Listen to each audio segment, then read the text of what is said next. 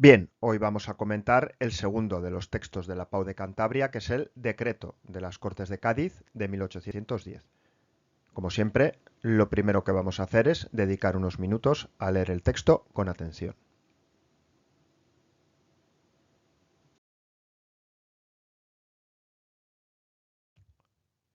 Una vez leído el texto, toca meterse con la primera parte del comentario, la clasificación. En este caso, podemos decir que se trata de una fuente primaria, cuya naturaleza es jurídica, dado que se trata de un fragmento de un decreto, y en cuanto a la autoría, pues corresponde a las Cortes de Cádiz. Como siempre, a la hora de hablar de la autoría de un texto, conviene mencionar la ideología. En este caso, tanto por el contenido del texto como porque lo sabemos por la teoría, podemos mencionar que la mayoría de los diputados de esas Cortes de Cádiz son liberales. En cuanto al destinatario, bueno, pues es el conjunto de la población, como en cualquier texto jurídico. Fecha y lugar, bueno, en este caso se trata de la isla de León en Cádiz, en el año 1810, y podemos aprovechar para mencionar que el lugar se debe a que la mayor parte de España en ese momento está ocupado por los ejércitos napoleónicos y que las Cortes se refugiaron precisamente en Cádiz. De hecho, se constituyeron allí. Como siempre, no basta con expresar esta información de una manera excesivamente telegráfica, conviene redactarlo. Esta podría ser una de las redacciones.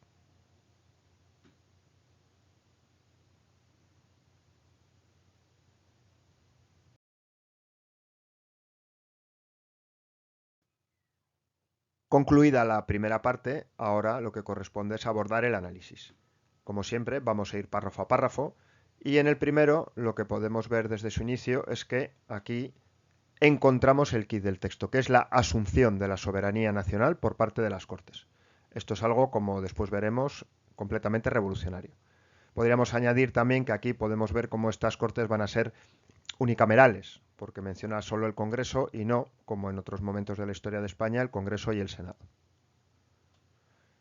A lo largo de todo el texto vamos a poder ver también pues, una serie de expresiones, de palabras que nos remiten continuamente al ideario liberal. Si continuamos leyendo el texto, pues podemos hacer referencia a algo que ya hemos mencionado, como esas Cortes de Cádiz se van a reunir en la Isla del León, y eso se debe a la situación de guerra, la guerra de la independencia que en ese momento está en curso. Y también en este decreto las Cortes de Cádiz lo que hacen es reconocer a Fernando VII como rey legítimo. Hay un claro rechazo a José I. De hecho, poquito después, explícitamente se dice que las abdicaciones de Bayona pues no son consideradas legítimas por los representantes de la nación española. Finalmente, este párrafo vuelve a aparecer ese mencionado lenguaje de raigambre liberal, en este caso con una reafirmación de la soberanía nacional, que aparece tanto al principio como al final.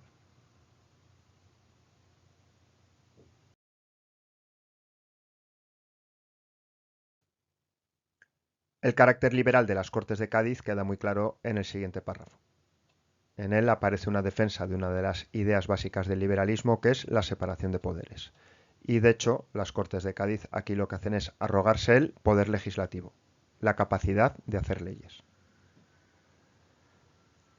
Y en el último párrafo, pues encontramos una referencia a un conflicto que ya hemos visto en la teoría. Es ese tira y afloja que se da entre un Consejo de Regencia de orientación más bien absolutista, más conservadora, y unas Cortes de Cádiz de mayoría liberal.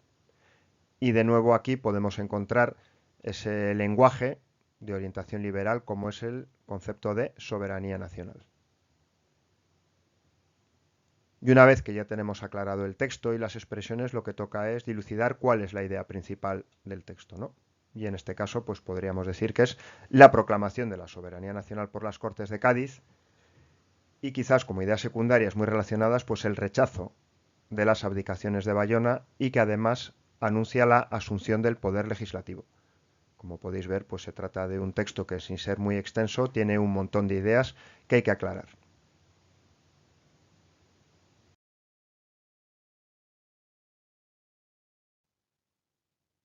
Dentro del contexto, como siempre, nos toca abordar los antecedentes, el contexto más inmediato y las consecuencias. En el caso de los antecedentes, pues debiéramos comenzar mencionando la crisis de la monarquía absoluta ya en tiempos de Carlos IV.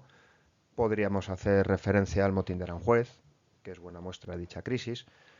Deberíamos mencionar las abdicaciones de Bayona, explicar cómo acaba la corona en manos de José I y explicar también que eso va a provocar el inicio de la Guerra de la Independencia.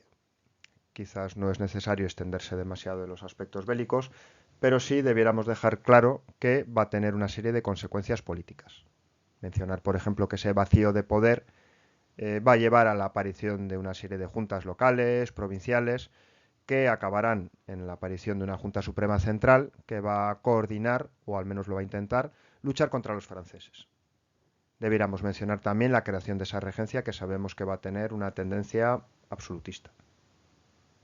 En cuanto al contexto más inmediato, bueno, pues aquí deberíamos hacer referencia a las propias Cortes, a cómo se componen, a que muchas de las personas que son elegidas no pueden llegar, a que van a ser sustituidos por gaditanos. Todo ello lo que va a explicar es la aparente paradoja de que en un país mayoritariamente absolutista esas Cortes vayan a tener una composición liberal. También aquí es buen momento para mencionar, de hecho el texto hace referencia a ello, esa lucha por el poder que hay entre unas Cortes de orientación liberal y una regencia absolutista. Y en cuanto a las consecuencias, pues aquí podríamos hacer referencia a la obra más famosa de las Cortes, ¿no? La Constitución de 1812.